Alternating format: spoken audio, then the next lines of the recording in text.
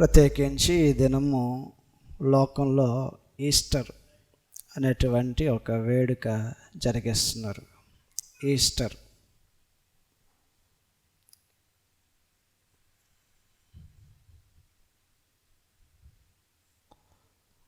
Easter అనేటువంటి పదము గ్రంథానికి సంబంధించింది కాదు. మన విశ్వాసానికి మూలమైనటువంటి ఈ గ్రంథంలో దేవుడు రాయించినటువంటి సమాచారం కాదది. ఈస్టరు గ్రంథంలో లేదు. రెండోది గుడ్ ఫ్రైడే,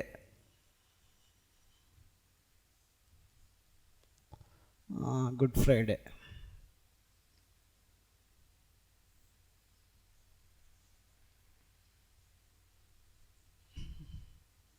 మూడోది దీనికంటే ముందు మట్టల ఆదివారం అని ఒకటి ఆచారం లోకంలో ఉంది. వరుసలో వెనక్కి వచ్చాము మనము.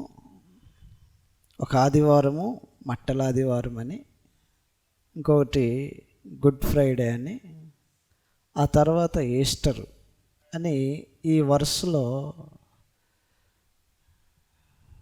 లోకంలో క్రైస్తవులు అనబడుతున్నటువంటి వారి మధ్య ఈ వేడుకలు జరుగుతూ ఉంటాయి. మరి విశేషంగా ఈ దినమున ఇది జరుగుతుంది. ఈస్టర్ అనేటువంటి వేడుక జరుగుతుంది.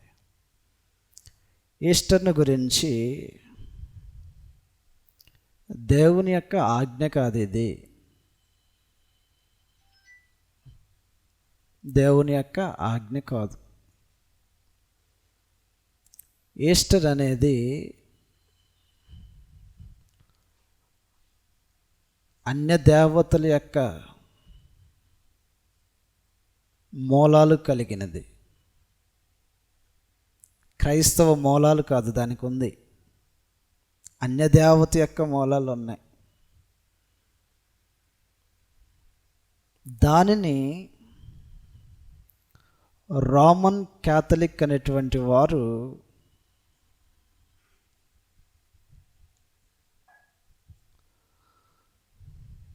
క్రైస్తవులకు అంటబెట్టేటువంటి ప్రయత్నం చేశారు. అన్ని దేవతలకు సంబంధించినటువంటి ఒక ఆచారాన్ని క్రైస్తవులకు అంటబెట్టేటువంటి ప్రయత్నం చేసి సఫలమయ్యారు. వాళ్ళు పాపులర్ అయింది. ఈ రోజున ఎలాగన పాపులర్ అయిందంటే, ఈస్టర్ అంటే క్రిస్టియన్స్ చేసేటువంటి గొప్ప ఒక పండగ, ఒక వేడుక. అది దేనికి సంబంధించిందని చెప్తున్నారంటే, యేసు తిరిగి లేపబడ్డాడు. చనిపోయిన యేసు లేపబడ్డాడు, తిరిగి లేచాడు.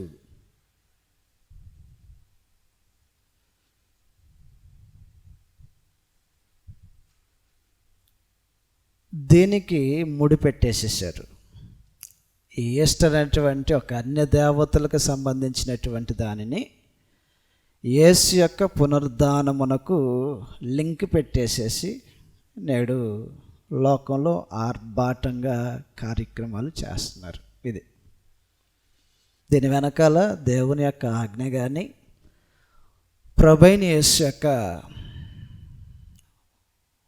ప్రభు యొక్క బోధలో కానీ, అపోస్తుల యొక్క ఆచరణలో కానీ లేదు. ఆచరణలో లేదు. దేవుడు ఆజ్ఞాపించలేదు, ప్రభు బోధించలేదు, అపోస్తులు ఆచరించడం లేదు. కాబట్టి తొలినాళ్ళలో క్రైస్తవులుగా మారినటువంటి వారి జీవితాల్లో ఈ మట్టల ఆదివారం లేదు, గుడ్ ఫ్రైడే లేదు, ఈస్టర్ లేదు. మధ్యలో వచ్చినాయి అన్నీ. మనకు తెలుసు కూడా, ఈ 40 రోజులు ఉపవాసం ఉంటూ ఒక ప్రత్యేకమైనటువంటి వస్త్రాలు ధరించడం చూస్తూ ఉంటాం మనం. డ్రెస్ కోడ్ అన్నమాట అది. ఏవండి ఇవి ఈ మధ్య ఉన్నాయి, ఒకప్పుడు లేవేంటి అంటే, అవునండి ఇవి కొత్తగా ఆచరిస్తున్నారు అని అంటున్నారు. కాబట్టి క్రైస్తవులు ఆదిమ సంఘంలో ఉన్నటువంటి వారిని చూసి అపోస్తుల యొక్క బోధలో కొనసాగాలే తప్ప మారుతున్న కాలాన్ని బట్టి మారుతున్నటువంటి ఆచారాలకు అనుగుణంగా నడుచుకునేది కాదు. అపోస్తుల కార్యాలు 2వ అధ్యాయంలో అపోస్తుల యొక్క బోధలో మనుషులు నిలిచి ఉండాలి, వారు బోధించినట్టుగా విశ్వాసాన్ని చాటుకోవాలి. 2వ అధ్యాయము 42వ వచనం చదివి ఈరోజు ఒక విశేషమైన సంగతి ఆలోచించేద్దాం. 2:42లో వీరు అపోస్తుల బోధ యందును సహవాసమందును రొట్టె విరుచుట యందును ప్రార్థన చేయుట యందును ఎడతెగక ఉండిరి. కాబట్టి అపోస్తుల యొక్క బోధలో నిల్చుండాలి, వాళ్ళు ఏం బోధించారో ఆ బోధ ప్రామాణికమవుతుంది, మనము ఆచరించటానికి దాన్ని గైకొనటానికి ఆధారమై ఉంటుంది. కాబట్టి ఆ బోధలో ఈస్టర్ లేదు, ఆ బోధలో గుడ్ ఫ్రైడే లేదు, ఆ బోధలో మట్టల ఆదివారం లేదు. కాబట్టి అందరినీ చూసి మన దగ్గర ఎందుకు ఇవి లేవు అనేటువంటి ఆలోచనకి వచ్చి అదేదో విశ్వాస సంబంధమైనట్టుగాను క్రైస్తవులకి ప్రాముఖ్యమైనటువంటి వానుగాను ఎంచుకోవాల్సినటువంటి అవసరత లేదు. రైట్.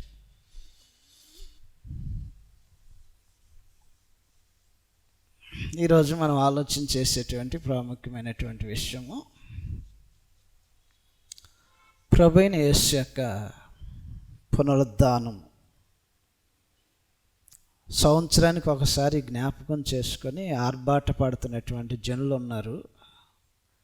ఇది సంవత్సరానికి ఒకసారి జ్ఞాపకం చేసుకునేటువంటి సంగతి కాదది. క్రీస్తు యొక్క పునరుద్ధానము మానవుల ఎదుట దేవుడు ఉంచవలసినటువంటి సత్యములు ఏమై ఉన్నాయి. క్రీస్తు యొక్క పునరుద్ధానమును బట్టి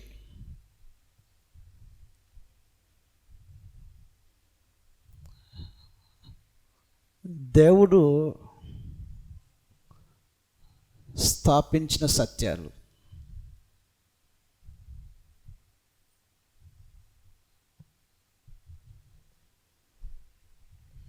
ప్రభువైన యేసుని మృతుల్లో నుంచి లేపినవాడు దేవుడు. సిలువేసి చంపారు, ఘోరంగా అవమానపరిచి ప్రభువైన యేసుని చంపేశారు. చనిపోయిన మాట వాస్తవమే. తాను చనిపోయినటువంటి నిర్ధారణ రోమా ప్రభుత్వం చేసింది. కలువరి శిలువలో వేలాడబడి ఉన్నటువంటి ప్రభువైన యేసు ప్రాణంతో ఉన్నాడో లేదో చెక్ చేసింది ఆ రోజున ఉన్నటువంటి రోమా సైన్యం. చెక్ చేసినప్పుడు ఆయన అప్పటికే చనిపోయాడని, చనిపోయినటువంటి వాని యొక్క పాదములు విరక్కొట్ల, కాళ్ళు విరక్కొట్ల. యోహాను సువార్త 19వ అధ్యాయంలో క్రీస్తు యొక్క మరణము వాస్తవంగా జరిగింది, ఇది అపోహ కాదు. ఆయన చనిపోయిన మాట వాస్తవం. యోహాను సువార్త 19వ అధ్యాయము 31వ వచనం నుంచి చదువుదాం. యోహాను సువార్త 19వ అధ్యాయము 31వ వచనం నుంచి చదివితే, ఆ దినము సిద్ధపరచు దినము, మరుసటి విశ్రాంతి దినము మహాదినము గనక ఆ దేహములు విశ్రాంతి దినమున శిలువ మీద ఉండకుండునట్లు వారి కాళ్ళు విరగగొట్టించి వారిని తీసివేయించుమని యూదులు పిలాతును అడిగారంట. పిలాతు అధిపతిగా ఉన్నాడు కాబట్టి సిలువ వేయబడినటువంటి వీళ్ళను విశ్రాంతి దినానికంటే ముందే తీసేయండి, సిలువలో వారి దేహాలు ఉంచుమాకండి, తీసేయండి అని అన్నారు. కాబట్టి సిలువ వేయబడినటువంటి మనుషులు దేహాలను సిలువలో నుంచి తీసేయాలంటే వారు చంపబడాలి. చంపబడితే కానీ వేసినటువంటి శిక్ష నుంచి తొలగేస్తారు. కాబట్టి వారు వెళ్ళి రిక్వెస్ట్ పెట్టారు, అయ్యా వచ్చేది విశ్రాంతి దినము, ఆ దినమున సిలువ మీద వీరి దేహాలు ఉండకూడదు, కాబట్టి వారిని ముందుగానే తొలగించేసేయండి అని మాట్లాడితే వారేం చేశారు? 32వ వచనంలో, కాబట్టి సైనికులు వచ్చి ఆయనతో కూడా సిలువ వేయబడిన మొదటి వాని కాళ్ళను రెండవ వాని కాళ్ళను విరక్కొట్టారంట. ప్రభువైన యేసుకి అటువైపున ఒకరు ఇటువైపున ఒకరు సిలువ వేయబడితే వాళ్ళిద్దరి కాళ్ళు విరక్కొట్టారు. ఎందుకంటే వారు ఇంకనూ ప్రాణంతో ఉన్నారు. ఈయన దగ్గరకు వచ్చి చూస్తున్నారు, ప్రభు దగ్గరకు వచ్చి చూస్తున్నప్పుడు 33వ వచనంలో, వారు యేసునొద్దకు వచ్చి అంతకు ముందే ఆయన మృతి ఉందుట చూసి ఆయన కాళ్ళు విరక్కొట్టలేదు, కానీ ఆయన కాళ్ళు విరక్కొట్టల, అప్పటికే చనిపోయాడంట. ఆశ్చర్యపోతారు, రే సిలువ వేయబడినటువంటి వారు ఎంతలోకి చనిపోతారా? వాళ్ళిద్దరు చనిపోయినప్పుడు ఈయనెందుకు చనిపోతాడు? తనతో పాటే సిలువ వేయబడినటువంటి వారు, ఒక ప్రక్క ఇరు ప్రక్కల దొంగలు ఉన్నారు, వారు చనిపోవాలా? యేసు చనిపోయాడంట. యేసు ఎందుకు చనిపోయాడంటే తాను ఇష్టపడి తన ప్రాణాన్ని అప్పగించాడు దేవునికి. తాను ప్రాణాన్ని అప్పగించాడు. తన ప్రాణాన్ని అప్పగించే అధికారం తనకుంది కాబట్టి నా ప్రాణము ఇది అని అప్పగించేసేసాడు. పెద్ద కేక వేసి తన ప్రాణమును విడిచినని ఉంటుంది. తాను ఇష్టపడి అప్పగించాడు కాబట్టి వారిద్దరికంటే ముందే ప్రభువైన యేసు చనిపోయాడు.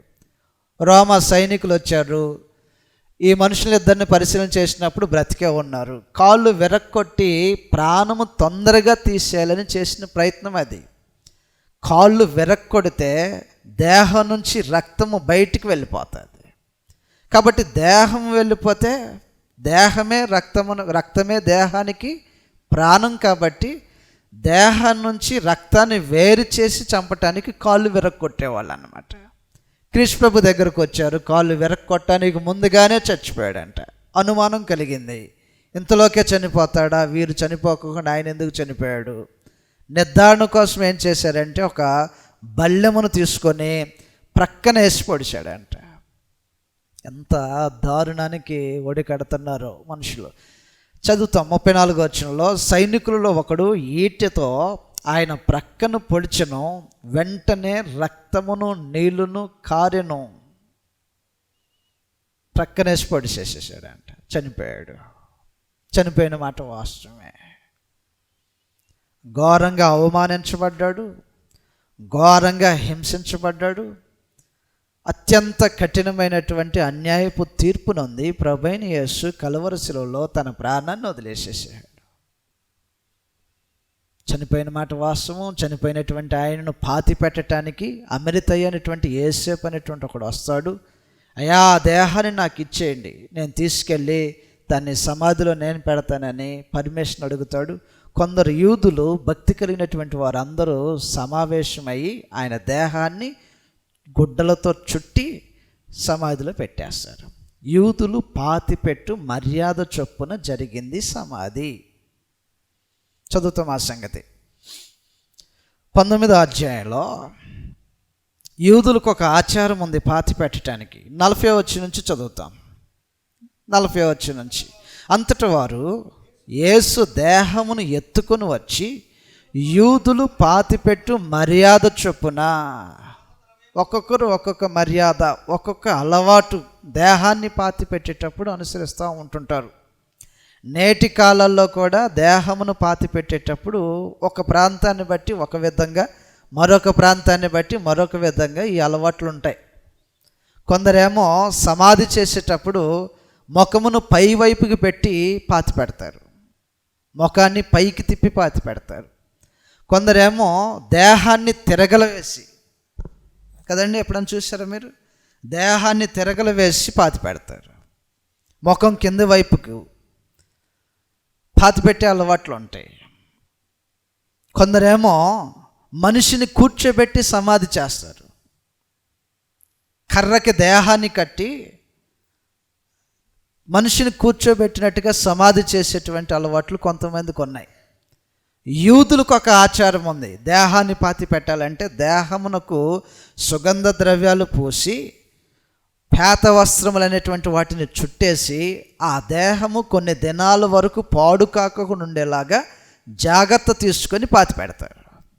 కాబట్టి ఒక్కొక్క విధానంలో పాతి పెట్టబట్టం అనేది మనం చూస్తూ ఉంటాం. క్రీస్తు యొక్క దేహాన్ని యూదుల యొక్క ఆచారం బట్టి, యూదులు సమాధి చేసేటువంటి విధానాన్ని బట్టి సమాధి చేశారు. సమాధి చేయబడ్డాడు ప్రభువైన యేసు. సమాధి చేయటానికి ముందే రోమా ప్రభుత్వం చేత ఆ సమాధికి పెద్ద సీల్ ఒకటి వేసేసేసారు. రాయి ఒకటి పొర్లించి సీల్ ఒకటి వేసేసారు. ఆ సీల్ ఏంటంటే దీన్ని ఎవడు ముట్టుకోకూడదు, ఆ సీల్ ఎవడు తొలగించకూడదు, సీలు తీసిన వాడు శిక్షించబడతాడు అనేటువంటి రోమా ప్రభుత్వం చేత ఆదేశించబడి సమాధిలో ఉంచబడతాడు ప్రభువైన యేసు. అనుకున్నట్టుగానే ఒక దినం గడిచిపోయింది, రెండో దినం గడిచిపోయింది, మూడో దినం అది ఇంకనూ చీకటిగానే ఉంది. ఆ సమాధి ఎదుట రాత్రింబగలు కావలి కాస్తుంది రోమా ప్రభుత్వం. రోమా సైనికుల యొక్క సమక్షంలో సమాధికి కావలి అత్యంత పటిష్టంగా ఉంది. మరణం ఆయన బంధించి ఉండటం అనేది అసాధ్యం కాబట్టి పరమ తండ్రి దూతను పంపించి రాయిని తీసి ఎత్తి ఒకడేసినట్టుగా వేసేసి ఆ రాయి మీద దూత కూర్చున్నాడంట. ఏదాపుతుంది ఆయన మరణాన్ని? ఆయన తిరిగి లేపాలనుకుంటే దాన్ని అడ్డగించేవాడు ఎవడో పెద్ద రాయి బొర్లించారంట, సీలేశారంట. రోమ ప్రభుత్వం ఒక లెక్క దేవునికి ఆ రాయిని తీసి అవకడ పడేసేసి ఆ రాయి మీద ఒక దూత కూర్చొని ఉంటాడు. కూర్చొని ఆయన ఏదన్నా మాట్లాడుతుంటే వాయిస్ పలుకుతుంది, ఉరుములు మెరుపులు పలికినట్టుగా పలుకుతుంది వాయిస్. దూత యొక్క స్వరము మెరుపులు ఎలాగుంటాయో ఆ మెరుపుతో కూడుకున్నటువంటి స్వరం పలికినట్టుగా పలుకుతుంది. చదువుతాం గ్రంథంలో ఎలాగని రాయబడి ఉంది. మత్తయి సువార్త 28వ అధ్యాయంలో ప్రభువైన యేసు సమాధి చేయబడి సమాధి ఎదుట కావలి ఉంచబడినటువంటి సమయంలో దేవుడు ఆయన తిరిగి లేపేటువంటి ఆ సమయమున జరుగుతున్నటువంటి సంగతులు ఈ విధంగా ఉన్నాయి. 3వ వచనం నుంచి చదువుతాం. 2వ వచనం నుంచి చదివితే, ఇదిగో ప్రభుదూత పరలోకం నుండి దిగివచ్చి రాయి పొర్లించి దాని మీద కూర్చోండెను. పరము నుంచి దిగొచ్చాడు, రాయిని పొర్లించాడు, పొర్లించబడినటువంటి రాయి మీద కూర్చున్నాడు. పారిపోలా. ప్రభుత్వానికి తెలిస్తే ఏం జరుగుతుందో, ఎవడ్రా రాయి తీసింది అని రోమా ప్రభుత్వము ప్రశ్నించినప్పుడు, ఒకవేళ రోమా ప్రభుత్వం ఏదైనా శిక్ష విధించిదేమో అనేటువంటి భయంతో పారిపోలా. రాయిని దొర్లించి ఆ రాయి మీద కూర్చున్నాడంట దూత. కూర్చొని తాను మాట్లాడుతుంటే ఆ దూత స్వరూపము మెరుపు వలె ఉండెను, అతని వస్త్రము హిమమంత తెల్లగా ఉండెను. ఇదంతా ఒక కన్నులు ఎదుట కనబడుతుంది, రహస్యంగా జరగట్లా. ఏమోనండి, ఏం జరిగిందోనండి, మేము అసలు ఆ స్థలంలో లేనప్పుడు జరిగిందండి అని చెప్పుకోవటానికి అవకాశం లేకుండా చేశాడు దేవుడు.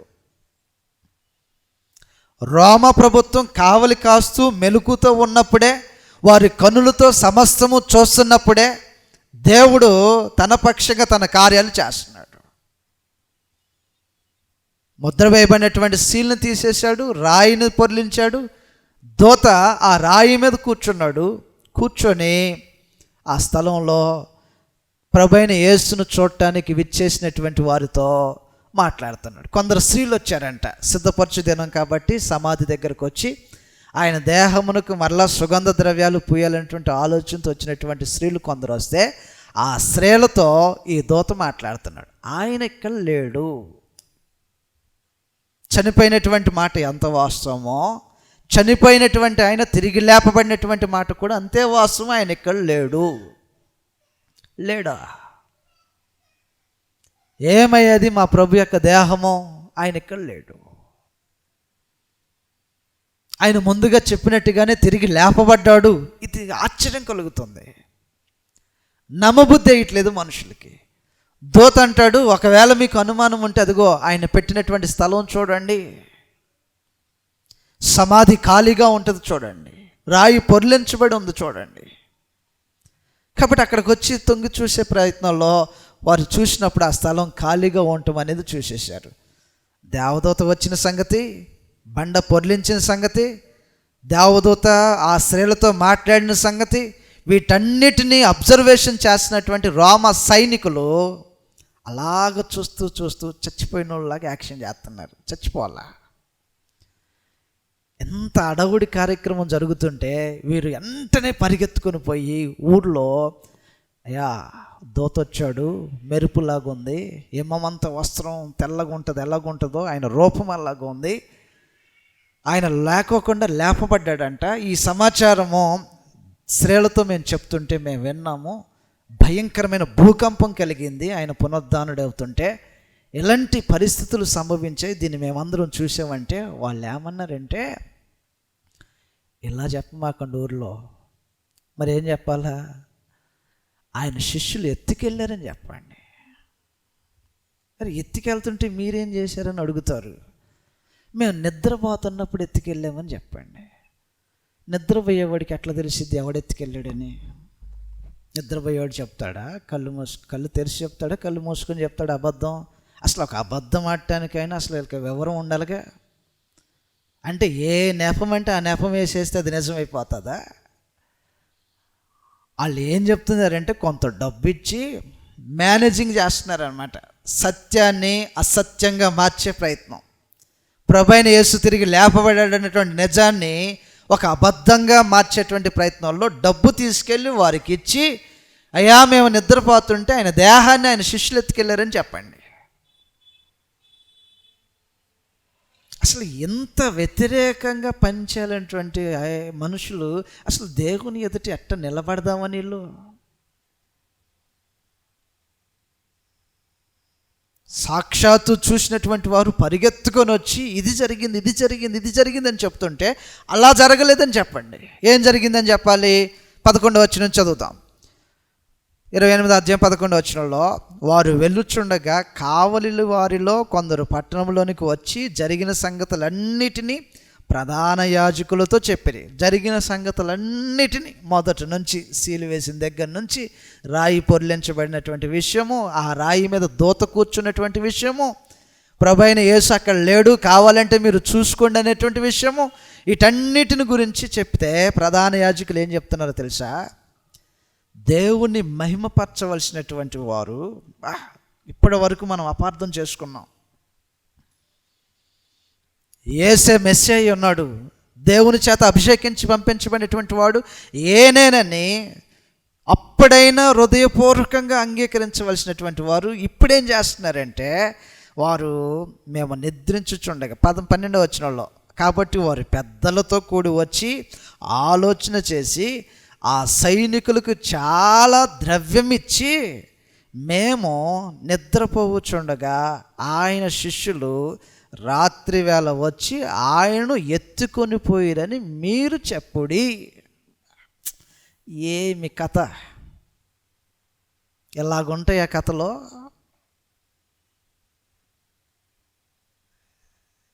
దేన్ని మార్చేయటానికి వెళ్ళిన కథ ఇది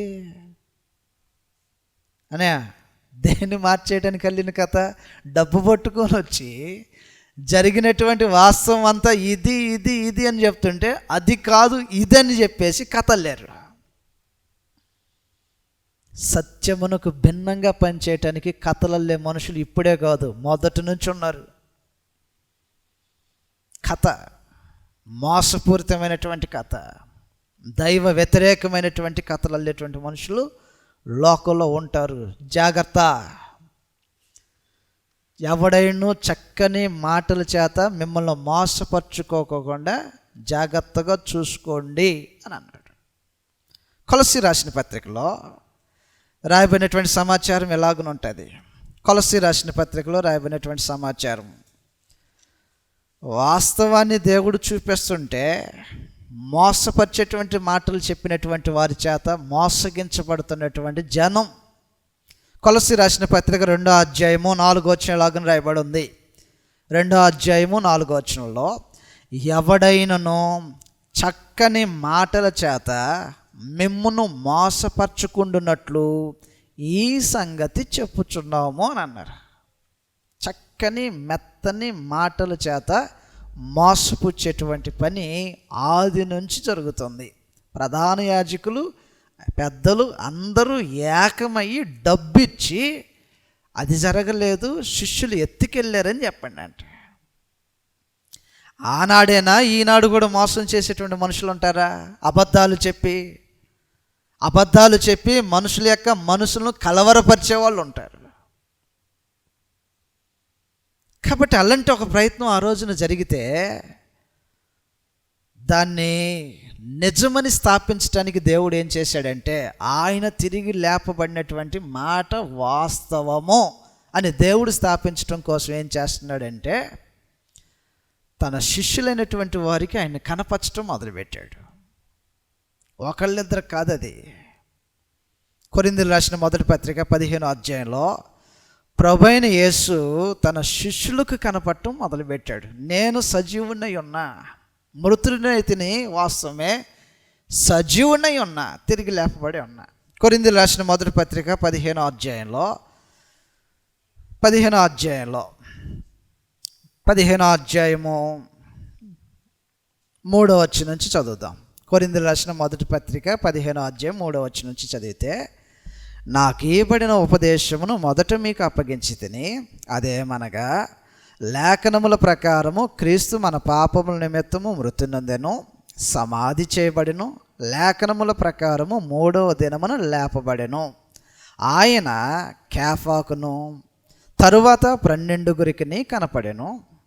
అటు పిమ్మట 500కు ఎక్కువైన సహోదరులకు ఒక్క సమయమందే కనపడెను. కేఫా కనపడ్డాడంట సజీవునిగా, 12 మంది అపోస్తులకు కనపడ్డాడంట సజీవుడిగా, 500 మందికి పైన ఉన్నటువంటి సహోదరులందరూ ఒక చోట ఉన్నప్పుడు అందరికీ ఒకేసారి కనపడ్డాడంట. ఆయన చూసి మేమేం కల్లో లేం కదా అని ఎలా కొట్టుకోవాల్సినటువంటి అవసరం లేకుండా చేశాడు. 500 మందికి పైగా ఉన్నటువంటి సహోదరుల మధ్యలో తాను సజీవుడిగా ఉన్నట్టుగా కనపడ్డాడు. తాను సజీవుడిగా ఉన్నట్టు మాత్రమే కనపడటం మాత్రమే కాదు, వారు ఆహారం తీసుకొస్తే ఆ ఆహారాన్ని తాను తిని, నేను దేహంతో బ్రతుకున్నా. లోకాసు వార్త 24వ అధ్యాయంలో ప్రభువైన యేసు తాను సజీవునిగా కనపరుచుకోవటానికి వారి ఎదుట కనపరుస్తున్నటువంటి రుజువులు ఈ విధంగా ఉన్నాయి. లోకాసు వార్త 24వ అధ్యాయము 36వ వచనంలో, 24వ అధ్యాయం 36వ వచనం నుంచి చదువుదాం. లోక 24:36 నుంచి, వారు ఎలాగూ మాట్లాడుచుండగా ఆయన వారి మధ్యన నిలిచి, నిజంగా ఈ షాక్ తగిలితే ఎట్లా ఉంటుందో మనుషులకి అంటే, తమ కళ్ళతో తాము ఆయన సమాధి చేయబట్టని చూసి, తమ కళ్ళతో తామే ఈ దేహాన్ని సిద్ధపరిచి సుగంధ ద్రవ్యాలు పూశారు, ప్రేత వస్త్రాలు చుట్టారు, వారే తీసుకెళ్ళి సమాధిలో పెట్టారు. సమాధిలో పెట్టబడినటువంటి ఆయన ఇప్పుడు ఆ సమాధిలో లేడు. పైగా ఒక అభియోగం ఏమిటంటే, ఆయన్ని దొంగలు ఎత్తుకెళ్ళారని ఒకళ్ళు, శిష్యులు ఎత్తుకెళ్ళారని ఒకళ్ళు, ఇంకేదో పట్టుకెళ్ళి ఉంటుందో, మృగాలు పట్టుకెళ్ళి ఉంటాయని ఒకళ్ళు. ఏది స్థాపిస్తున్నా ఆయన వస్త్రాలు మాత్రం అలాగే చక్కగా పేర్చినట్టుగా అట్లాగే ఉన్నాయంట. ఎంత ఆశ్చర్యం! దేహానికి చుట్టబడినటువంటి వస్త్రములు చుట్టబడినట్టుగానే ఉన్నాయి, కానీ దేహం లేదు అందుట్లో. సమాధి చేశారు, వస్త్రాలు చుట్టారు. సమాధి చేసేటప్పుడు పేత వస్త్రాలు అంటారు కదా, దేహం మొత్తం కవర్ అయ్యేలాగా వస్త్రాలను చుట్టేస్తే చుట్టబడిన వస్త్రాలు చుట్టబడినట్టుగానే ఉన్నాయి, కానీ దాంట్లో దేహం లేదు. శిష్యులు ఎత్తుకెళ్తే మళ్ళీ వస్త్రాలన్నీ ఓడ తీసి అట్లాగే సర్ది దేహాన్ని మాత్రం పట్టుకొని పోతారా? దేవుడు ఎంత ఆశ్చర్యమైనటువంటి ఒక సిస్టమేటిక్ అయినటువంటి, ఎవడు ప్రశ్నించినా దానికి సమాధానం దొరకటం కోసం ప్రభువైన యేసు యొక్క దేహాన్ని లేపాడు. చుట్టబడిన వస్త్రం చుట్టబడినట్టుగానే ఉందంట, కానీ దేహం లేదు అందుట్లో. కాబట్టి ఆయన పునరుద్ధానుడయ్యాడు, తిరిగి లేపబడ్డాడు అనేటువంటి రుజువును చూపించడం కోసం శిష్యులు కనబడుతున్నాడు. ఒక రోజున అందరూ ఒక చాటు ఉన్నప్పుడు వారి మధ్యలోకి వచ్చేసేసాడంట. వాళ్ళ కళ్ళ ముందే సమాధి చేయబడి, వాళ్ళ కళ్ళ ముందే సీలేయబడి, వాళ్ళ కళ్ళ ముందే ఆయన మృతి నొందాడని రుజువుపరచబడిన తర్వాత బ్రతికొచ్చి వారి మధ్యలో నిలబడి ఉంటే వాళ్ళ పరిస్థితి ఏమవ్వాలా?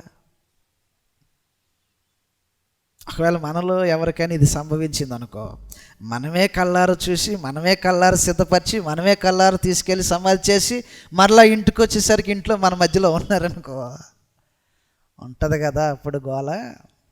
ఇది నిజమా భూతమా? మనమే పట్టుకొని పోయాము, మనమే అన్నీ చేసుకొని వచ్చాము, ఇంటికి వచ్చేసరికి ఇంట్లోనే మనకంటే ముందు ఇంట్లోనే కూర్చున్నారనుకో ఎలా ఉంటుందిరా? మనకంటే ఇంట్లోకి ముందు వచ్చి కూర్చుంటే ఎలా ఉంటుంది? ఆశ్చర్యపోతున్నారంట వాళ్ళందరూ. ఏంటిది, దేహమా భూతమా, నిజమా లేకపోతే భ్రమ? ఈ అభిప్రాయాలతో ఉన్నటువంటి తన శిష్యుల యొక్క సందేహాలు తీర్చడం కోసము మీ దగ్గర ఏదన్నా ఉంటే నాకు ఇవ్వండి, నేను తిని చూపేస్తా మాట్లాడుతున్నాడు. ఈ సంగతులు చదువుతాం.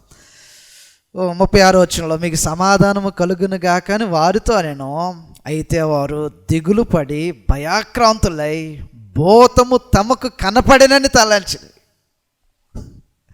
అనుకున్నట్టే భూతం అనుకుంటున్నారు వాళ్ళు, అంతే కదా. తమ చేతులారా తీసుకెళ్ళి సమాధిలో పెట్టినటువంటి ఆయన వచ్చేసి మీకు సమాధానం కలుగునుగా కంటే అమ్మపోతాం వామ్మపోతాం.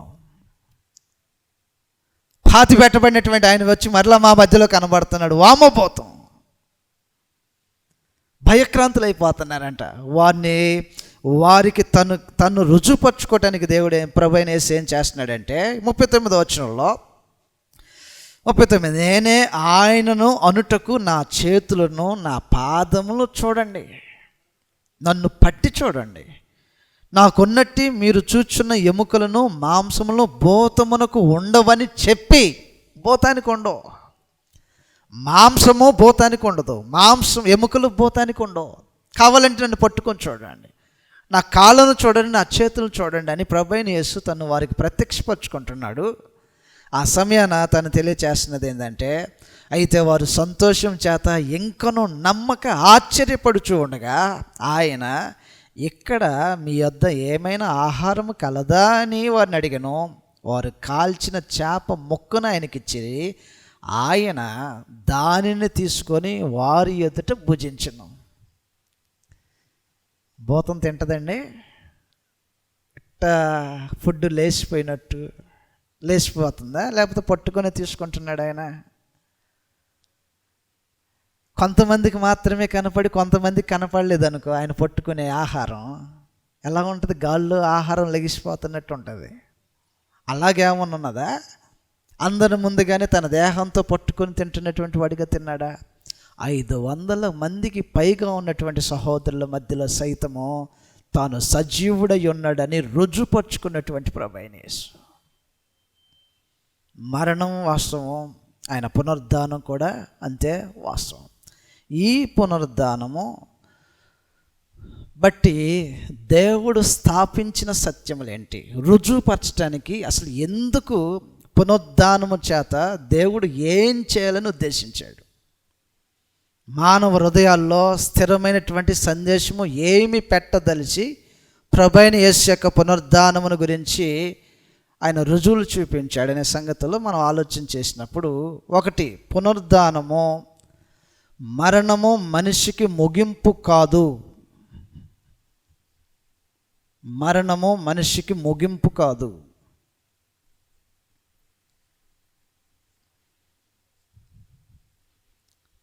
అనే సత్యమును వెల్లడి చేశాడు. మరణం మనిషికి ముగింపు కాదు. కొన్ని వేల సంవత్సరాల నుంచి మనుషులు పుడుతున్నారు, చనిపోతున్నారు. చనిపోయిన వెంటనే ఒక శకం ముగిసింది అంటున్నారు. ఒక శకం ముగిసింది, ఒక తరం ముగిసిపోయింది, ఇక సెలవు అంటే ఇక మీదట ఇక లేదేమి.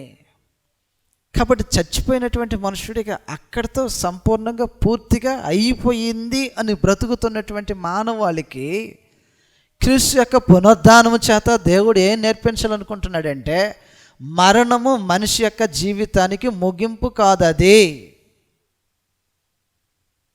మరొక జీవితం ఉంది, మరణాంతర జీవితం ఒకటి ఉందనేటువంటి సత్యాన్ని బహిర్గతం చేయటానికి ప్రభువైన యేసు యొక్క పునరుద్ధానాన్ని దేవుడు స్థాపించాడు. సర్వలోకానికి ఆయన పునరుద్ధానం అనేటువంటి విషయం ఎందుకు తెలియచేయాలనుకుంటున్నాడంటే, కేవలం ఈ జీవితకాలం మట్టుకే మనిషి బ్రతికి అయిపోయింది మొత్తం అనుకుంటాడేమో, అలాగున కాదు, మరణం తర్వాత మరొక జీవితం ఒకటి ఉంది. ఈ సత్యాన్ని వెల్లడి చేయటం కోసం క్రీస్తు యొక్క పునరుద్ధానాన్ని ప్రకటించాడు. దాన్ని స్థాపించి దేవుడు మానవాళికి సందేశాన్ని అందిస్తున్నాడు అన్నమాట. యోహాను సువార్త 11వ అధ్యాయంలో లాజరు అనేటువంటి ఒక వ్యక్తి చనిపోయినప్పుడు అతని తోబుట్టులైనటువంటి మార్తా మరియా వాళ్ళిద్దరూ తోబుట్టులుగా ఉంటారు. తన తోబుట్టు చనిపోయినప్పుడు ఆ బాధను తట్టుకోలేనటువంటి వేదన అనుభవిస్తుంటే ప్రభువైన యేసు ఆ గ్రామానికి వస్తాడు, బేతానియాకు. ప్రభువైన యేసు వస్తున్నాడనేటువంటి సమాచారం తెలుసుకొని ఆయన సహోదరులు ఆయన ఎదుర్కోవటానికి ముందుకు వెళ్ళిపోతారు. వెళ్ళిపోయి ఆయనతో ఒక మాట మాట్లాడుతుంటుంది వారి సహోదరుల్లో ఒక ఆమె. ప్రభువా, నిజంగా నువ్వు ఇక్కడ ఉన్నట్టయితే మా తమ్ముడు చచ్చిపోయేవాడు కాదు ప్రభువా అంది. ఏమ్మా, ఇప్పుడు చచ్చిపోయాడు, మొత్తం అయిపోయింది. ఇప్పటికి 4 రోజులు అవుతుంది చచ్చిపోయి. ఆయన చనిపోయి 4 దినాలు అవుతుంది. ఇంకేముంది ప్రభువా, మొత్తం అయిపోయింది అని. ఏం అయిపోలేదమ్మా, చచ్చిపోవటము మరణము మనిషికి ముగింపు కాదు.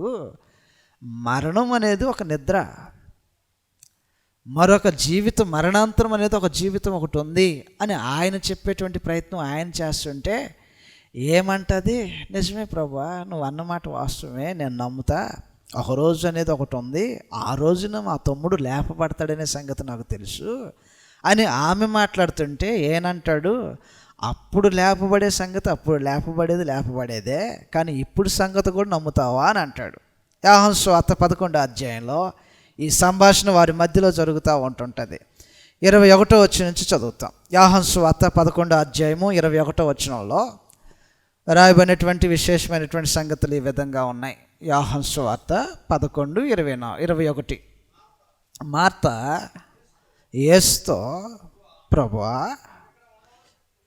నీవు ఎక్కడ ఉండిన ఎడలా నా సహోదరుడు చావుకుండును. ఎంత నమ్మకం ఉందండి క్రీస్తు ప్రభు మీద.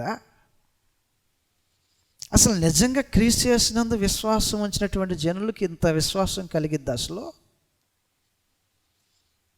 నిజంగా ఒక జెన్యూన్ హృదయంతో మీరు చెప్పండి, క్రీస్తు ప్రభు మాతో ఉంటే ఇది అసలు సంభవించదు అనే ఒక జెన్యూన్ స్టేట్మెంట్ ఏదైనా ఉండిద్దా మన దగ్గర నుంచి? చనిపోయినటువంటి తన సహోదరుని చూపించి ఒక సహోదరి మాట్లాడుతున్నటువంటి మాట ఏంటంటే, నీవు మాతో ఎక్కడున్న ఎడల మా సహోదరుడు చావకుండును. ఆయన ఉంటే ఖచ్చితంగా బ్రతుకుతాడు. ఎంత విశ్వాసంతో మాట్లాడుతుందో ఆమె. మాట్లాడుతూ ఆమె విశ్వాసంతో మాట్లాడుతుంటే ప్రభువైన యేసు ఆమెతో ఏమంటున్నాడు, ఎప్పుడైనను, ఇంకేముంది ప్రభువా, మొత్తం అయిపోయింది ప్రభువా అని ఆమంటుంటే, ఎప్పుడైనను అంతా అయిపోలా. నువ్వు దేవుని ఏమడిగినను దేవుడు నీకు అనుగ్రహించునని ఎరుగుదు అనేను. ఇప్పుడైనా, అయ్యా చచ్చిపోయాడు కదా, ఆల్రెడీ సమాధిలో ఉంచబడి 4 రోజులు అవుతుంది కదా. సమాధి దగ్గరికి వెళ్ళి ఆ సమాధిని ఓపెన్ చేయమని అడుగుతుంటే పాతి పెట్టినటువంటి సమాజం ఏమంటుందంటే, అయ్యా ఇప్పటికే 4 రోజులు అవుతుంది, కంపు కొడుతుంది, వద్దండి అన్నాడు. ప్రభువైన యేసు మాట్లాడుతున్నాడు. మార్తతో మాట్లాడుతున్నటువంటి మాట ఎలాగుందంటే 24వ వచనంలో, యేసు నీ సహోదరుడు మరలా లేచునని ఆమెతో చెప్పగా, మార్త ఆయనతో, నాకు తెలుసండి. ఏం తెలుసు నీకు? అంత్య దినమున పునరుద్ధానమందు లేచునని నేను విశ్వసిస్తాను. దాంట్లో నో డౌట్. లేస్తాడు నా తమ్ముడు, ఒక రోజున లేస్తాడు. ఎప్పుడు లేస్తాడు అనుకుంటున్నావు? అంత్య దినంలో లేస్తాడు. అప్పుడు సంగతి కాదు, అప్పుడు సంగతి గురించి మాట్లాడాల్సి వస్తే అప్పుడు మాట్లాడదాం, కానీ ఇప్పుడు మాట్లాడతాను నేను అంటున్నాడు. ఏమంటున్నాడంటే, పునరుద్ధానమును జీవమును నేనే, నా యందు విశ్వాసం ఉంచువాడు చనిపోయినా బ్రతుకుతాడు. మరణం మనిషికి ముగింపు కాదు. సర్వలోకానికి ఈ సత్యాన్ని చాటి చెప్పాలనుకుంటున్నాడు దేవుడు. దాని కొరకు కరెక్ట్ అయినటువంటి ఒక ఈవెంట్ను చూపించి, రుజువును చూపించి, ఆ రుజువును బట్టి లోకానికి అంతటికి ఒక సమాచారం పంపించాలనుకున్నాడు. ఆ రుజువు ఏమిటంటే, చనిపోయినటువంటి ప్రభు అయిన యేసును తిరిగి లేపితే ఆయన లేపబడినట్టుగానే మనుషుడు మరలా తిరిగి లేపబడతాడు. మనిషికి మరణము అంతం కాదు, ముగింపు కాదు. కొరింథీయులకు రాసిన మొదటి పత్రిక 15వ అధ్యాయంలో ఈ సంగతులు రాయబడి ఉంటాయి. 20వ వచనం నుంచి చదువుతాం. కొరింథీయులకు రాసిన మొదటి పత్రిక 15వ అధ్యాయము 20వ వచనంలో రాయబడినటువంటి సంగతి. కొరింథీయులకు రాసిన మొదటి పత్రిక 15:20. ఇప్పుడైతే నిద్రించిన వారిలో ప్రథమ ఫలముగా క్రీస్తు మృతుల నుండి లేపబడి ఉన్నాడు. 23 లేపబడి ఉన్నాడు. ప్రతి వాడును తన తన వరుసలోనే ఖచ్చితంగా బ్రతికించబడతాడు. ప్రథమ ఫలము క్రీస్తు. ఎందుకు పునరుద్ధానం? దేనికి పునరుద్ధానం? దేనికి? అందరూ మల్లెపూలు, పెద్ద మల్లెపూలు కట్టి బిల్డింగులు అలంకరించుకొని అండి ఎలాగుంటుందో తెలిసి, మరి ఇది ఎక్కడ ఆచారం వచ్చింది, ఎందుకు వచ్చిందో నిజంగా తెలియదు. పూలతో బిల్డింగులు అలంకరించుకుంటున్నారు. క్రీస్తు ప్రభు యొక్క పునరుద్ధానానికి పూలకు సంబంధం ఏంటి అసలు? లోకము వింతైనటువంటి ఆచారాలను తీసుకొచ్చి తమ ప్రభు యొక్క మార్గంలో కలిపేయాలని చూస్తుంటే అవి సెట్ అవ్వట్లా. మానవ సంతోషం కోసం జరిగించిన కార్యక్రమం కాదది. ప్రభువైన యేసు యొక్క పునరుద్ధానము దేనిని లోకానికి చాటి చెప్పడానికి చూపించాడంటే, ఆయన తిరిగి లేచాడు మొట్టమొదటిగా. అలాగనే నీ వరుస ఒకటి వస్తుంది, ఆ వరుసలో నువ్వు లెగిస్తావు. పునరుద్ధానం ఒకటి ఉంది, అనగా మరణించిన వాడు మరలా తిరిగి లేపబడతాడు.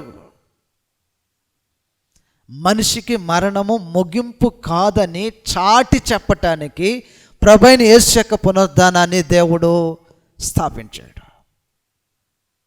క్రీస్తు యేసు లేచాడా, లేపబడ్డా? ఇది నిజమని నమ్ముతున్నామా? మనము నిజమని నమ్ముతున్నామా? అవును, ఆయన తిరిగి లేచాడు. అది నమ్మితే ఖచ్చితంగా నిన్ను కూడా మరణంతో వదిలేయడు. మరణాంతరం తర్వాత మరొక జీవితాన్ని అనుగ్రహించి తిరిగి లేపుతాడు.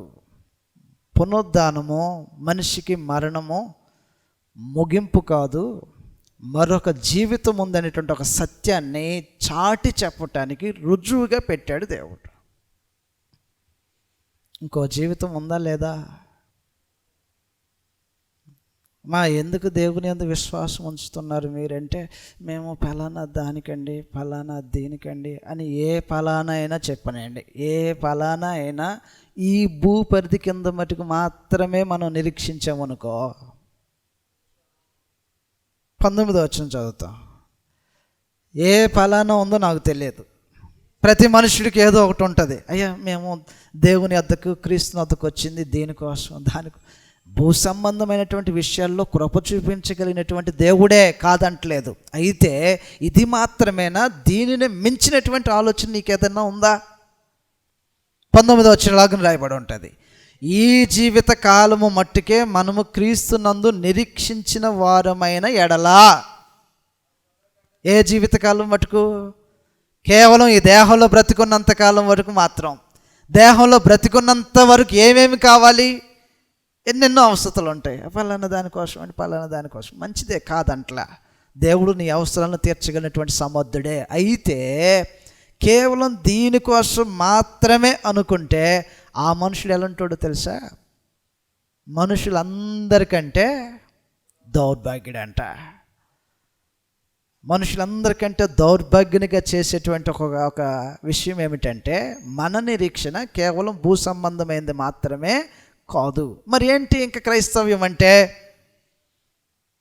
నా దేవుడు నా ప్రభువును లేపాడు, మరొక జీవితం ఉందనే దాన్ని స్థాపించాడు. ఖచ్చితంగా నన్ను కూడా లేపి నాకొక జీవితం ఉందనేది స్థాపిస్తాడు. కొరింథీయులు రాసిన 2వ పత్రిక 4వ అధ్యాయంలో 14వ వచనం నుంచి ఎలాగని రాయబడి ఉంటుంది. కొరింథీయులు రాసిన 2వ పత్రిక 4వ అధ్యాయము 14వ వచనంలో రాయబడినటువంటి సంగతులు చదువుదాం. విశ్వసించి తిని గనుక మాట్లాడి తిని అని రాయబడిన ప్రకారము అట్టి విశ్వాసముతో కూడిన ఆత్మగలవారమై, జాగ్రత్త మాట, ప్రభువైన యేసును లేపిన వాడు యేసుతో కూడా మమ్మును లేపి, అది విశ్వాసము. అది పునరుద్ధానము దేనికి స్థాపించడానికి, దేనిని ప్రకటన చేయటానికి, దేనిని వెల్లడి చేయటానికి దేవుడు ఆ కార్యక్రమాన్ని, క్రీస్తు యొక్క పునరుద్ధానాన్ని స్థాపించాడంటే, ప్రభువైన యేసును లేపిన వాడు ఖచ్చితంగా ఒక రోజున నన్ను లేపుతాడు మరణిస్తే. దీనికోసం క్రైస్తవ్యం అనేది. ఎవడు నమ్ముతాడండి? చచ్చిపోయినోడు బ్రతుకుతాడంట, చచ్చిపోయిన తర్వాత ఇంకొక లైఫ్ ఉందంట. ఇది నమ్మే మాటేనా అని నువ్వు అనుకుంటావేమోననే ప్రథమ ఫలముగా క్రీస్తు యేసును మృతుల్లో నుంచి లేపాడు. పునరుద్ధానము, మృతుల్లో నుంచి తిరిగి లేపబట్టం. ఆ పునరుద్ధానము ఏమి ప్రకటన, ఏ సత్యాన్ని లోకానికి తీసుకొచ్చిందంటే, ఆయన ఎలాగైతే చనిపోయి పునరుద్ధానుడయ్యాడో, ఒకవేళ నేను చనిపోయినా ఆయన లేపబడినట్టుగానే నేను లేపబడతా. ఇది ఖచ్చితం, ఇది సత్యం. ఇదే బేస్ మీద క్రిస్టియానిటీ ఉంటుంది. అసలు ఇది లేకోకుండా క్రైస్తవ్యం ఉండదు. మరణం తర్వాత జీవితం ఒకటి ఉందనే దానిది లేకోకుండా అసలు విశ్వాసమే వ్యర్థం. మృతుల పునరుద్ధానం ఉందని అపోస్తులు ప్రకటన చేస్తుంటే పునరుద్ధానం లేదు, ఏమీ లేదని ప్రకటన చేశారంట. అప్పుడు అపోస్తులు ఏమని మాట్లాడారంటే, మృతులు పునరుద్ధానం అనేదే లేకపోతే మా బోధ అనవసరం, మా విశ్వాసం అనవసరం, మా ప్రకటన అనవసరం, మేము ఇన్ని ప్రయాసలు పడాల్సినటువంటి అవసరం అసలు లేనే లేదు. పునరుద్ధానం అనేది లేకపోతే ఎందుకు అసలు ఈ ప్రయాస అంత? ఎందుకు కూర్చుంటున్నామో తెలుసా? మనం విశ్వాసాన్ని కాపాడుకోవటానికి. అపోస్తుల యొక్క బాధలోనే ఎందుకు నిలబడుతున్నామంటే, ఈ జీవితం కాదు అసలు. ఈ జీవితం అయితే మహా అయితే ఎంతకాలం బ్రతుకుతాం? ఎంతకాలం బ్రతుకుతారండి? 70 లేదండి మేము 80 అంటారు. 80 లేదండి మాది చాలా గట్టి ఆయుష్ అంటారు. 100 లేదండి ఇంకొంచెం అంటారు. ఎంతవరకు వెళ్తావు? ఎంతో కొంతవరకు వెళ్తావు. ఇది ఎంత కనపడుతుంది? అల్పకాలము. 120 సంవత్సరాలు, 120 బతికినా బతకొచ్చు. అయినా ఎంత ఇది? అల్పకాలము. హెబ్రీయులకు రాసిన పత్రిక 11వ అధ్యాయంలో మోషే 120 సంవత్సరాలు బ్రతికినటువంటి మోషే చేసిన స్టేట్మెంట్ ఏంటంటే, అల్పకాల పాప భోగం. 120 సంవత్సరాలు బ్రతికినోడికే చాలా little bit of this life span అనిపిస్తే, 60 సంవత్సరాలు బ్రతుకుతామో లేదో గ్యారంటీ లేదు. కానీ మరణం తర్వాత ఉండేది నిత్యత్వం. No limit, no ending. ఇంకా మహా అయితే ఒక 10 సంవత్సరాలు బ్రతుకుతానేమోలేండి అని ఎక్కడ అనుకుంటావేమో, కానీ ఇక్కడ కాలంతో సంబంధం లేకుండా బ్రతుకుతావు. ఎంతకాలం బ్రతుకుతావో, దేవుడు ఎంతకాలం ఉంటాడు అంతకాలం ఉంటావు. దేవుడు ఎంతకాలం ఉంటాడు అంతకాలం ఉంటావు. దేవుడు ఎంతకాలం ఉంటాడు? యుగ యుగాలు ఉంటాడు. అది భవిష్యత్. ఈ భవిష్యత్తు కోసము మనం క్రైస్తవులుగా బ్రతుకుతున్నాం. దానికి రుజువు ఏమిటంటే, క్రీస్తు యొక్క పునరుద్ధానాన్ని దేవుడు స్థాపించి, మరణము మనిషికి ముగింపు కాదనేటువంటి ఒక సత్యాన్ని లోకానికి వెల్లడి చేశాడు దేవుడు. దానికోసం ఉద్దేశించబడింది పునరుద్ధానం, క్రీస్తు యొక్క పునరుద్ధానం. అంతే తప్ప మనం ఆర్భాటం చేయటానికో ఆనందపడటానికో సంవత్సరానికి ఒకసారి ఊరంతా తిరిగి కోలాహలం చేసుకుంటూ మా ప్రభువు లేచాడు, మా ప్రభువు లేచాడు, దావీదు కుమారుడికి జయం, రింగులు వేసుకుంటా, రింగులలో నెంబర్లు వేసుకుంటా. గ్రంథంలో ఎక్కడుంది ఈ రింగులు? గ్రంథంలో ఎక్కడుంది ఈ నెంబరింగు? అలాంటి పరిస్థితిలో ఉంది లోకం. సత్యాన్ని వదిలేసి ఆచారాలకు విలువిస్తున్నటువంటి లోకం ఇది. రెండోది, ప్రభువైన యేసు యొక్క పునరుద్ధానము దేనిని స్థాపించడం కోసం ఉద్దేశించబడిందంటే, యేసు దేవుని కుమారుడు అనేటువంటి ఒక ఐడెంటిటీని లోకానికి ఇవ్వటానికి. యేసు దేవుని కుమారుడు,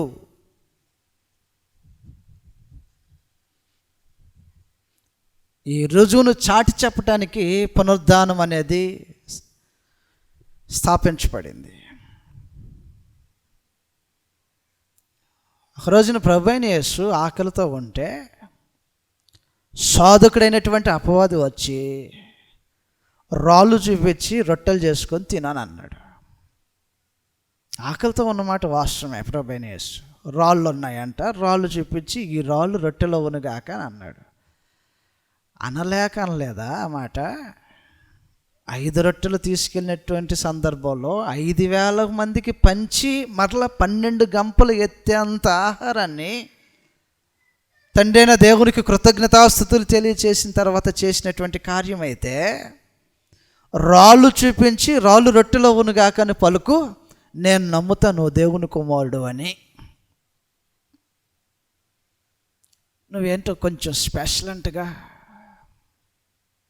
అదేదో ప్రూవ్ చేయ కొద్దిగా. ఏంటి ఆ స్పెషల్? నువ్వు దేవుని దగ్గర నుంచి వచ్చావంటగా, దేవుని కుమారుడు అంటగా, దేవత్వం వసిస్తుందంటగా నీలో. అదేదో కొద్దిగా చూపించాను. చీప్ ట్రిక్స్ అది. రాళ్ళు తీసుకొని బంగారం చేయటం, బంగారం తీసుకొని బొమ్మను చేయటం, చేతిలో కచ్చి పట్టుకొని ఎట్ట అనంగలోనే పావురాలు తీసుకురావటం. గాడి విద్య చేసాడు అనుకుంటున్నాడు ఆ క్రీస్తు ప్రభు అంటే. లోకంలో గారడీ చేసేవాడు ఉంటాడేమో, క్రీస్తు ప్రభు గారడీలు చేసేవాడు కాదు.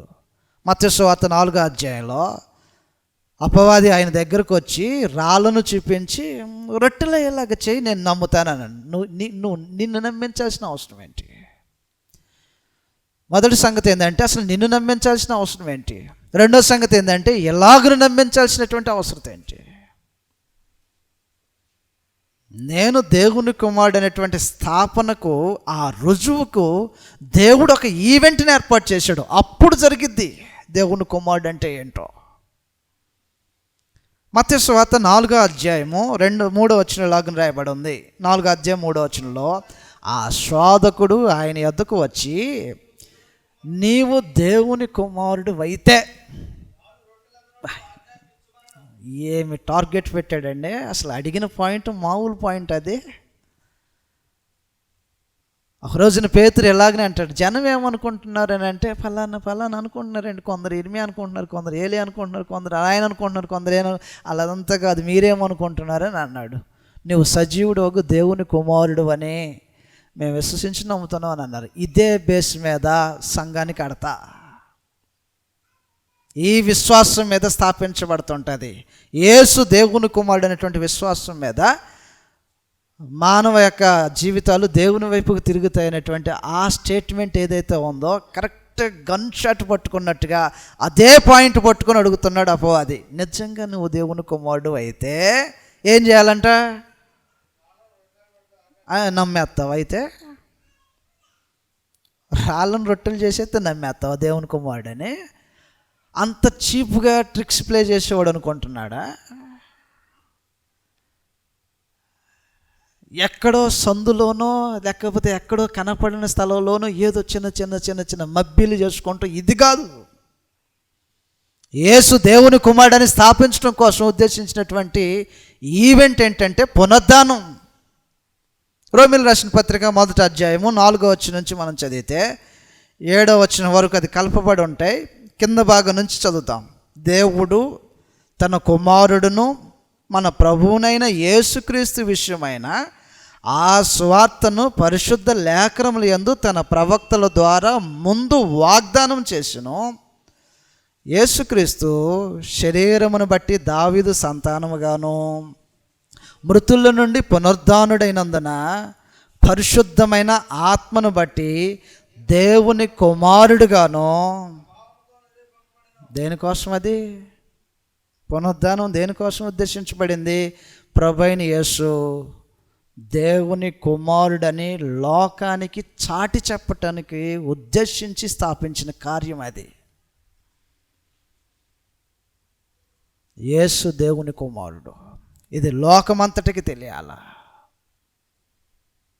ఆ లోకమంతటికి తెలియచేయటం కోసం దేవుడు ఏర్పరచుకున్నటువంటి కార్యం ఏమిటంటే పునరుద్ధానము. ఆయన తిరిగి మృతుల నుంచి లేపితే ప్రభావంతో నిరూపించబడతాడు,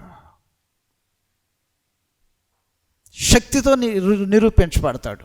ఆయన దేవుని కుమారుడు. పునరుద్ధానం దానికోసం ఉద్దేశించబడింది. 3, పునరుద్ధానము దేనికోసం ఉద్దేశించబడింది అంటే నిత్య జీవము అనేది దేవుడు వాగ్దానం చేశాడు, అది నిజమే అనే దానిని మానవులకు వినిపించటం కోసం చేసినటువంటి కార్యము పునరుద్ధానం. నిత్య జీవము దేవుని చేత వాగ్దానం చేయబడింది. నిత్య జీవం అంటే ఎప్పటికీ చావు లేనటువంటి, దేవునితో జీవము కలిగినటువంటి జీవితం. దేవునికి మనుషునికి మధ్య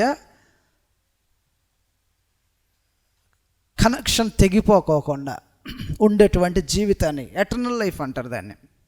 తీతు రాసిన పత్రిక 1వ అధ్యాయము 2వ వచనంలో, తీతు రాసిన పత్రిక 1వ అధ్యాయము 2వ వచనంలో నిత్య జీవం అనేది దేవుని చేత వాగ్దానం చేయబడింది. జగత్తు పునాది వేయబడక మునిపే దేవుని యొక్క ఆలోచనలో నిత్య జీవం అనేది ఉంది, అది వాగ్దానం చేయబడింది. తీతు రాసిన పత్రిక 1వ అధ్యాయం 2వ వచనంలాగా రాయబడి ఉంది.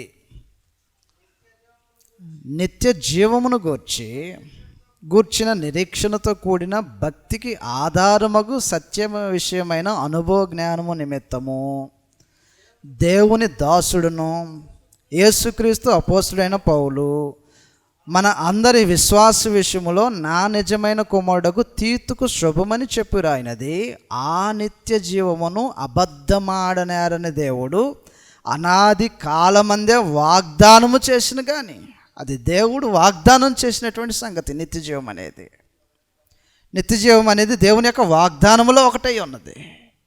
కాబట్టి దేవుడు చేసినటువంటి వాగ్దానం నిజమే అని స్థాపించబడటానికి, అది రుజువు చేయటానికి పునరుద్ధానమును దేవుడు ఉపయోగిస్తున్నాడు. క్రీస్తు యొక్క పునరుద్ధానమును.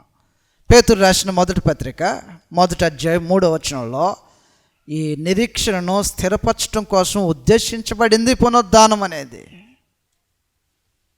అందువలన క్రీస్తు యొక్క పునరుద్ధానం వెనకాల లోకానికి చాటి చెప్పవలసినటువంటి సత్యాలు ఎన్నో ఉన్నాయి. అవన్నీ వదిలేసేసేసారు.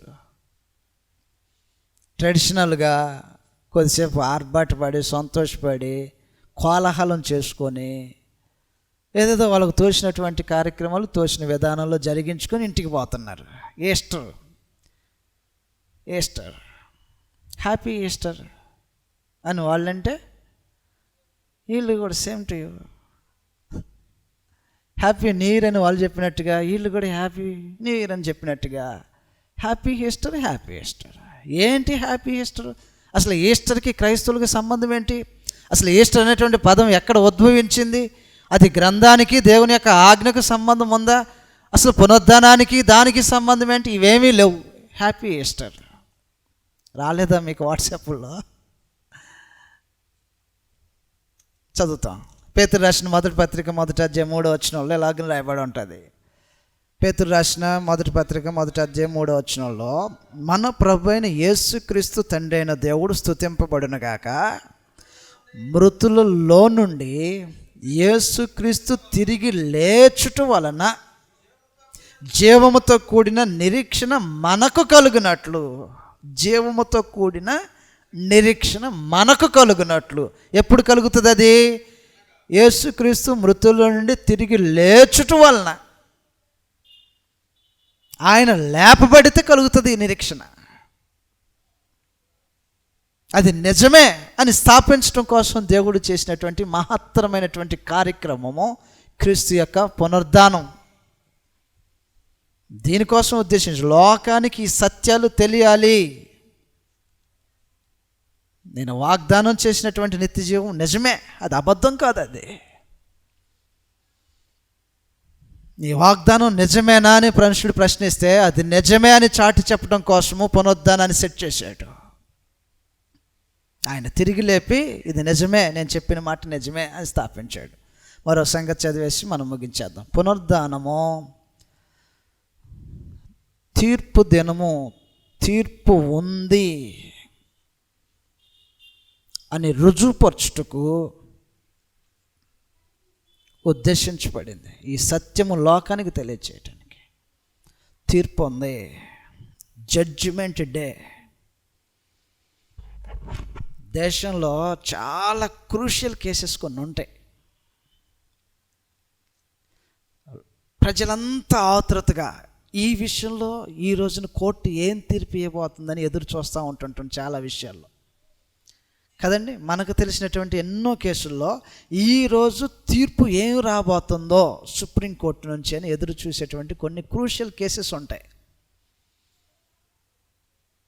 అది వాళ్ళు ఏం చేస్తారంటే పలానా రోజు తీర్పు వెలువడించబడుతుంది అని వాయిదా వేసేస్తారు. వచ్చే నెల 15వ తారీఖుకి తీర్పు వాయిదా పడింది అని ఎన్నో కేసెస్లో ఇలాంటి సంగతులు మనం వింటూ ఉంటుంటాం.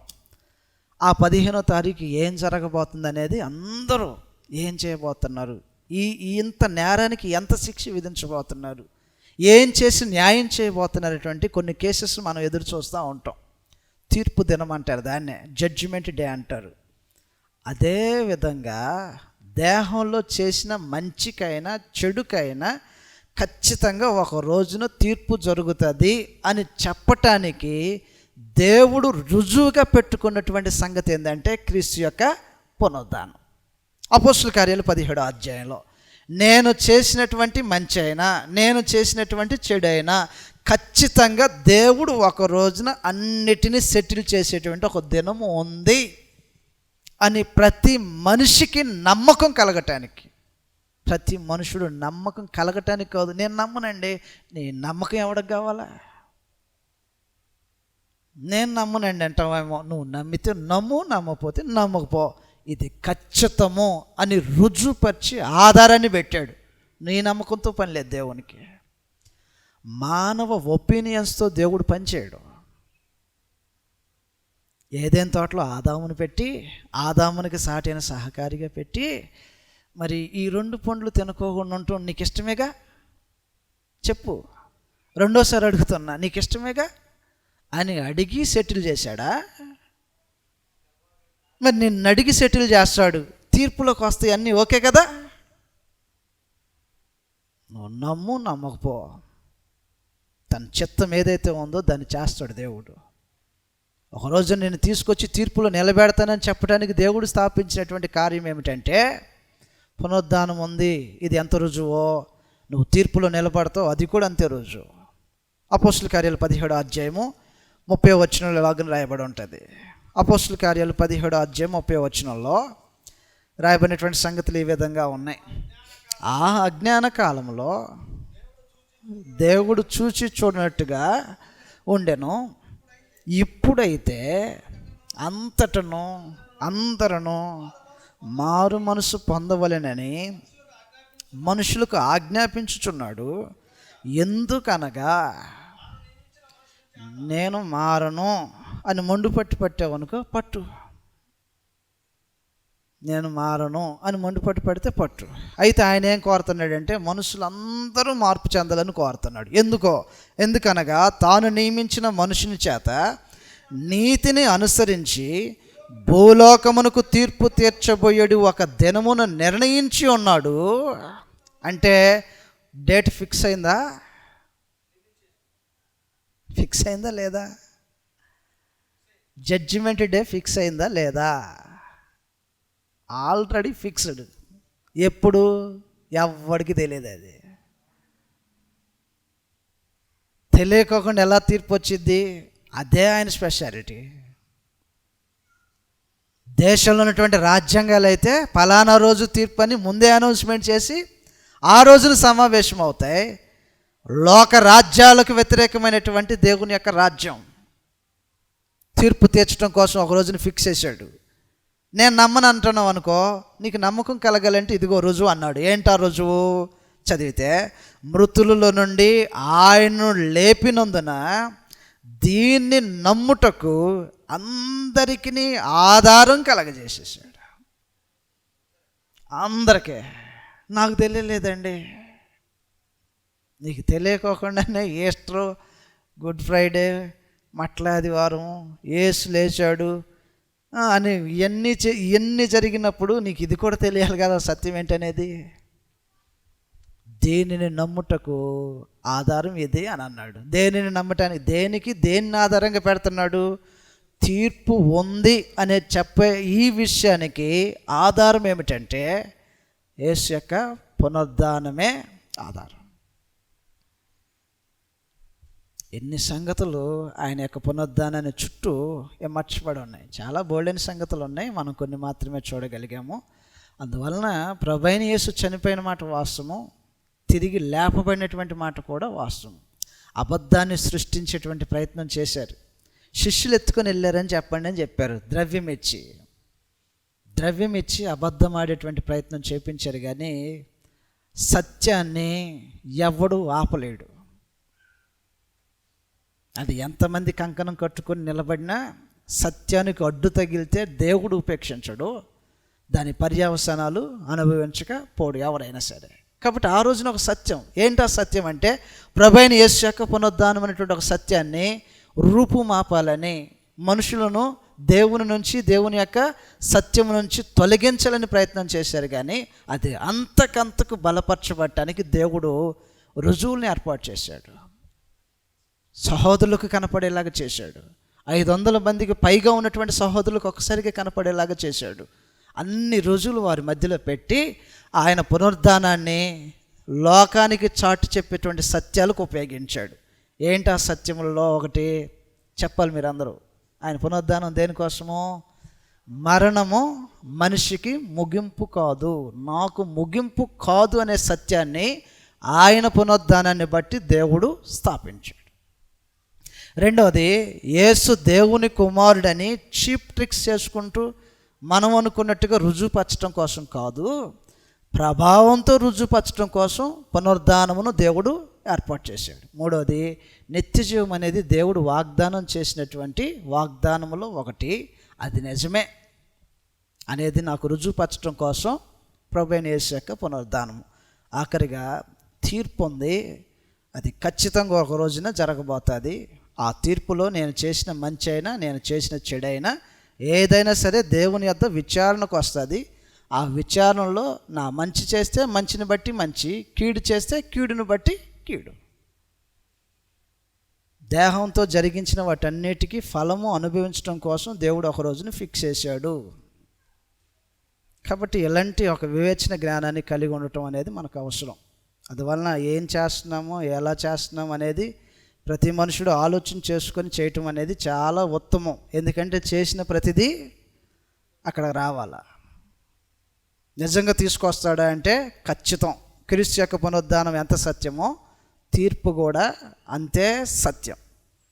కాబట్టి అటువంటి ఉన్నతమైనటువంటి విలువలతో లోకానికి చాటింపు వేసినటువంటి ఒక సంగతిని మనుషులు పారంపర్యంగా, ఆచారంగా చేయటం అనేది చూస్తున్నారు. కానీ ఈ సంగతులు చెప్పుకొని భయపడే మనుషులు ఉన్నారా?